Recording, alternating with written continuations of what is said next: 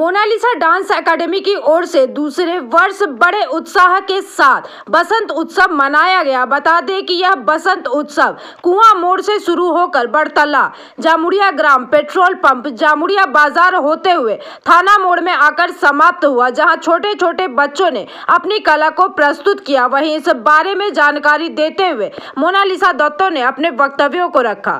Dance academy থেকে আমরা প্রত্যেক বছরই এটা করে থাকি। বেসিক্যালি এটা আমাদের শুরু হয়েছিল গত বছর থেকে। এটা আমাদের দ্বিতীয় বর্ষ বসন্ত উৎসবের জামুরিয়ার বুকে আমরা জামুরিয়ার আমাদের মোনালিসা ডান্স একাডেমির কচিকাচাদের নিয়ে একটা সাংস্কৃতিক অনুষ্ঠান আমরা করে থাকি। প্রত্যেক বছরই এটা আমাদের হয়।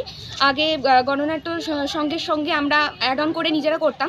তারপরে গত বছর থেকে আমরা নিজেরা একটা ইনিশিয়েটিভ নিয়ে নিজেদের একাডেমি থেকে এই আমাদের শোভাযাত্রা সাংস্কৃতিক অনুষ্ঠান এটা আমরা শুরু করেছি। এটা তার দ্বিতীয় বর্ষ এবং আমাদের এবছরের চমক হচ্ছে অগ্নি উৎসব। আমরা ছোট করে একটা অগ্নি উৎসব করার কথা ভেবেছি, যেটা সাকসেসফুলি ইমপ্লিমেন্টেশন হবে আর কিছুক্ষণ পরেই।